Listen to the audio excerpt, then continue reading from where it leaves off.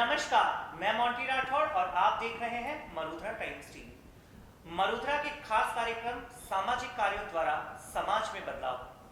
आज हमारे साथ मौजूद है अजमेर शहर की वह जानी मानी शख्सियत जो किसी भी प्रकार से परिचय की मोहताज नहीं है, प्रतिभा जी गहलोत। प्रतिभा जी, मरुधरा के खास कार्यक्रम में आपका हार्दिक स्वागत एवं अभिनंदन। मैं भी आपका बहुत बहुत स्वागत करती हूँ और इतना अच्छा मुझे मौका दिया और ये सम्मान दिया उसके लिए आपका बहुत बहुत धन्यवाद भी करते हैं। हार्दिक आभार आपका। प्रतिभा जी, कार्यक्रम की शुरुआत करने से पहले मैं मरुधरा के कार्यक्रम के बारे में बताना चाहूंगा। जी। सामाजिक कार्यों द्वारा समाज में बदलाव मरुधरा की एक विशेष पहल, एक विशेष कार्यक्रम है जिसमें हम अजमेर शहर की वो जानी मानी शख्सियत जो सामाजिक क्षेत्र के अंदर सामाजिक सरोकार के लिए काम करते हैं, उसी के तहत हम अजमेर शहर के उन नायाब हीरो को, उन नायाब शख्सियतों को हमारे कार्यक्रम में मंच देते हैं जिन्होंने अजमेर शहर के विकास के लिए, अजमेर शहर को गौरवान्वित करने के लिए काम किया है। आप जैसी शख्सियत अजमेर में किसी भी प्रकार से परिचय की मोहताज नहीं है।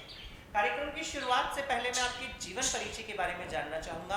आपकी स्कूली शिक्षा जीवन की शुरुआत कहाँ से हुई? जी जरूर।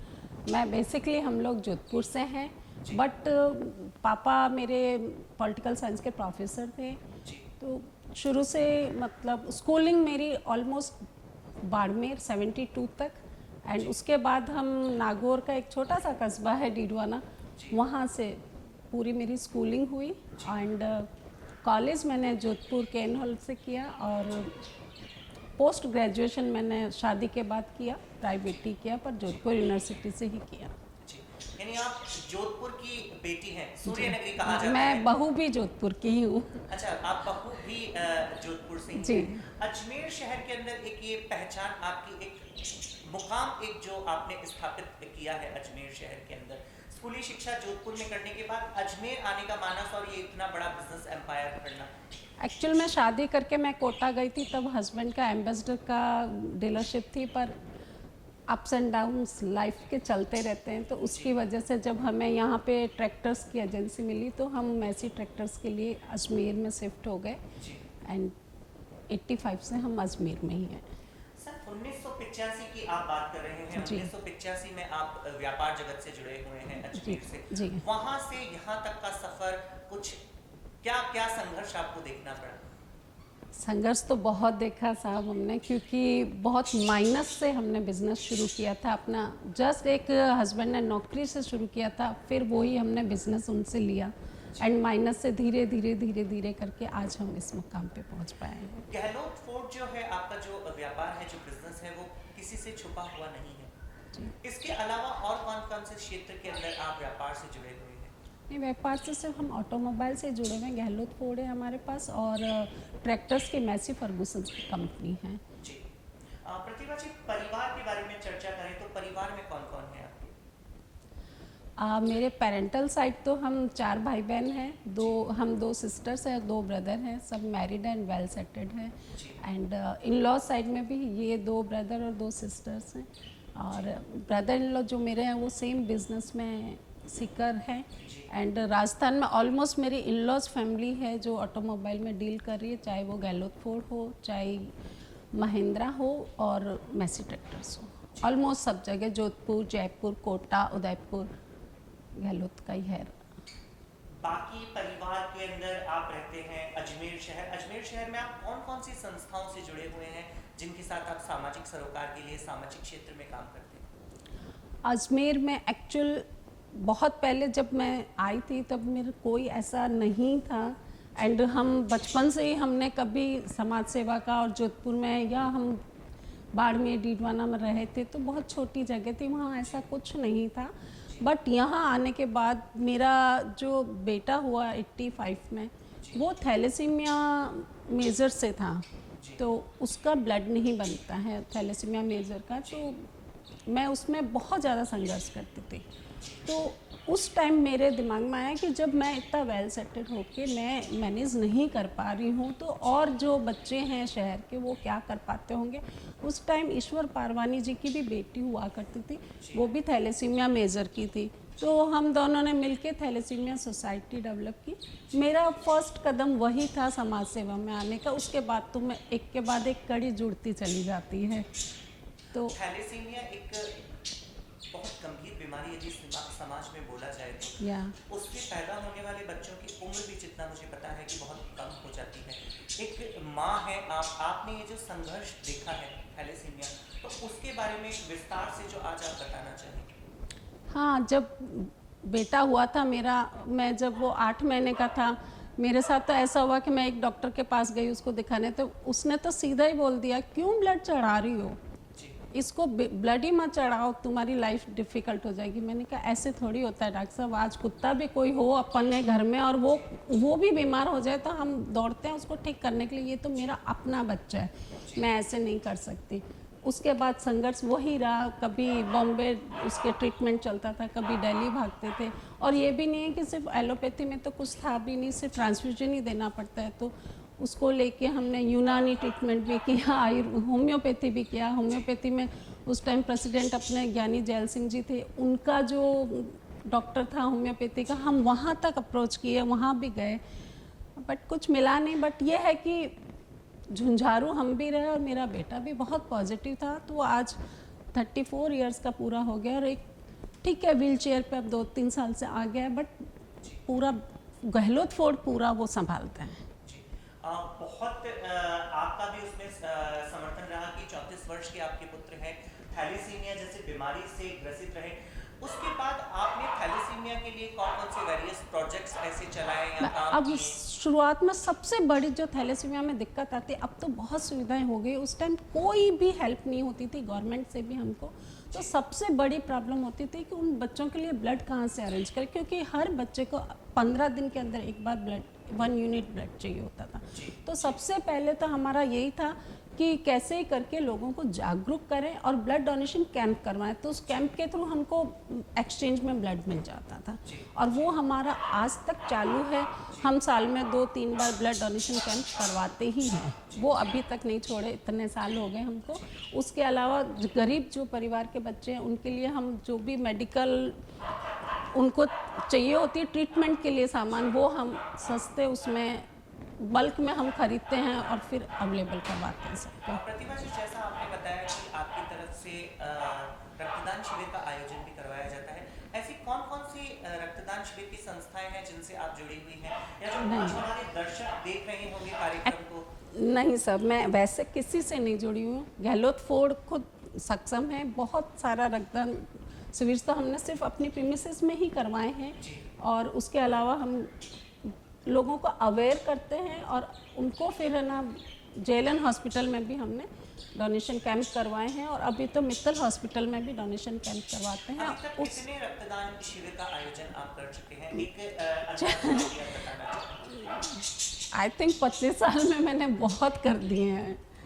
लास्ट 25 ईयर से मैं कंटिन्यूस करती हूँ, कभी साल में 2 हो जाते हैं, कभी 1 हो जाते हैं, कोई सेल्फ जैसे आ जाते हैं मोटिवेट होके, तो उनका हम पर्सनली उनको वहाँ भेज के करवा देते हैं। और इस टाइम पे तो हमारे पास राउंड टेबल, अजमेर का राउंड टेबल संस्था है, क्लब जुड़ा, वो भी हमसे जुड़ गया, तो वो भी हमारे साथ पूरा सहयोग करता है।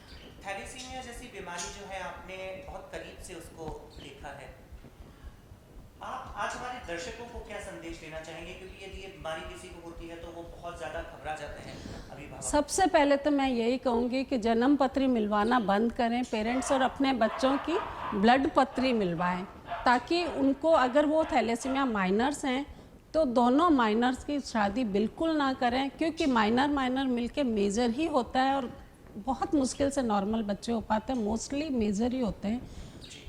तो बेस्ट है कि आप पहले से अपनी जन्म पत्री ना मिला के ब्लड का सैंपल्स मिलाया जाए और उसके बाद अगर बच्चे हो भी जाएं तो घबराने की ज़रूरत नहीं है। आप दूसरी थैलेसीमिया सोसाइटी संस्थाओं से मिल सकते हैं, वो आपकी बहुत मदद करेंगे।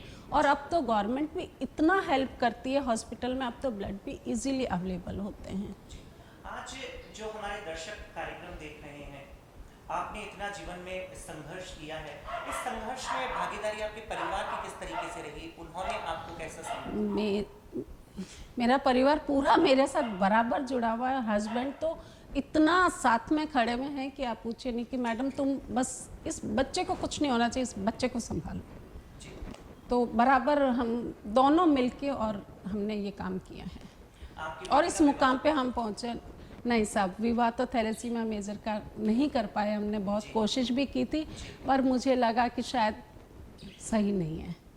आज जो दर्शक हमारे इस कार्यक्रम को देख रहे हैं, उन दर्शकों को आप हमारे कार्यक्रम के माध्यम से क्या संदेश देना चाहेंगे? रिगार्डिंग थैलेसीमिया, रिगार्डिंग थैलेसीमिया भी हो सकता है, वो थैलेसीमिया से भी जुड़ी हुई हो सकती है, वो सामाजिक सरोकार से जुड़ी हुई बात जो हमेशा आपके मन में घर करती हो, मगर आपको कभी ऐसा मंच नहीं मिला हो जिससे आप दर्शकों को साझा करना चाहें। आज जो भी मरोदरा के हजारों लाखों दर्शक जो इस कार्यक्रम को देख रहे हैं, उनको आप क्या संदेश देना चाहें? मैं यही संदेश दूंगी कि जब भी आपके पास थोड़ा सा भी समय हो, जरूरी नहीं है कि आपको पैसा ही समाज सेवा में खर्च करना होता, आप अपना समय भी, उनको मूल्यवान समय भी देके आप झुग्गी झोपड़ियों में, अपने आसपास में, अपने घर की भाइयों के बच्चों में सबसे पहले तो उनको शिक्षित करने की कोशिश करें।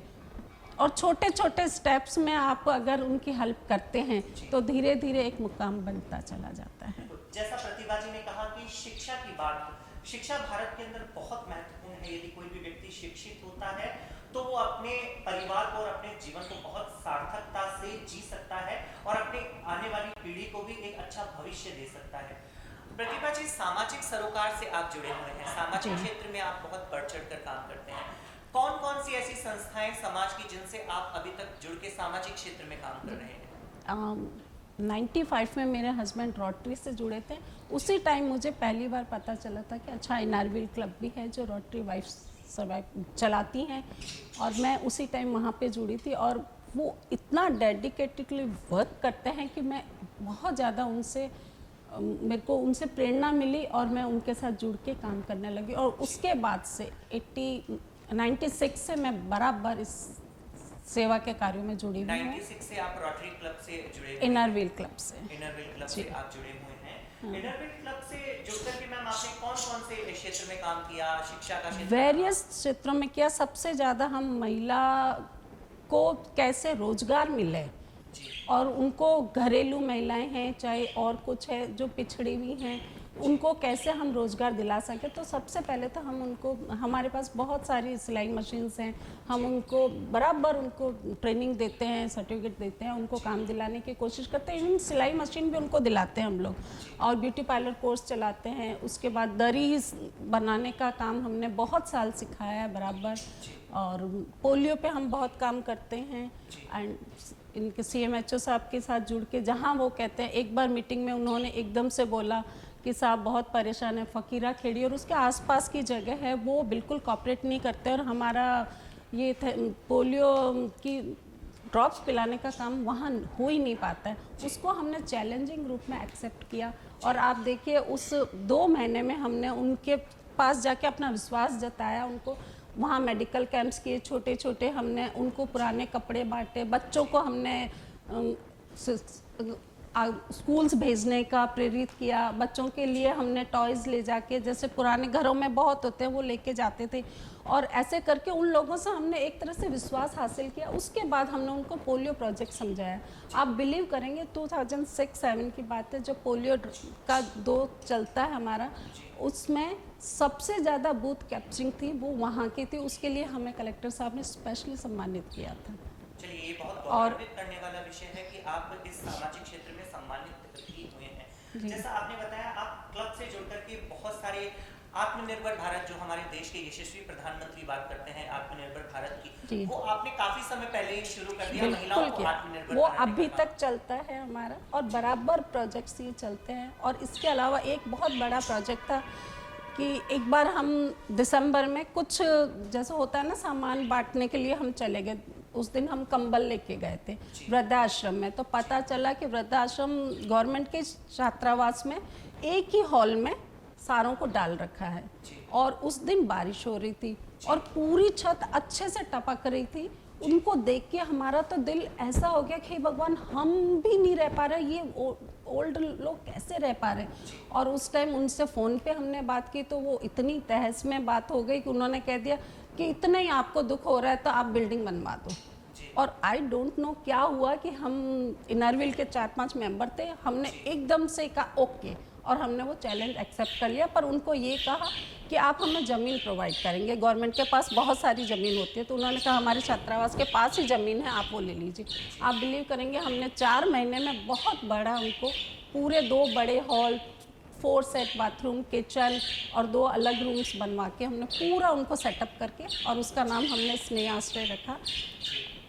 और बहुत अनुकरणीय और बहुत ही समाज के अंदर एक प्रेरणा देने वाला काम आप कर रहे हैं। उसके लिए हमको जयपुर से सम्मानित भी किया गया, विवेकानंद भामाशाह योजना में जी जयपुर बुला के सम्मानित किया गया था। प्रतिभा जी, अभी तक आपको कौन कौन से सम्मान जिला स्तर पर, राज्य स्तर पर मिले हुए हैं?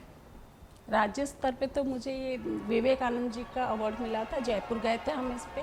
और जिला स्तर पे तो राजस्थान उत्सव मंच का भी मुझे अवार्ड मिला, 2-3 और भी मिले थे अभी। एंड नगर परिषद ने हमने आई कैंप के लिए, बेस्ट आई कैंप करने के लिए भी अवार्ड दिए हैं उनको। ये सामाजिक काम करने की, सामाजिक सरोकार की प्रेरणा आपको कहाँ से मिली? प्रेरणा तो घर से ही मिलती है। जब मैं अपने बेटे को देखती थी, एक्चुअल में मैं अपने बच्चे की परेशानियों को देख के ही मुझे प्रेरणा मिली कि मैं सक्षम हूँ, मैं कुछ कर सकती हूँ।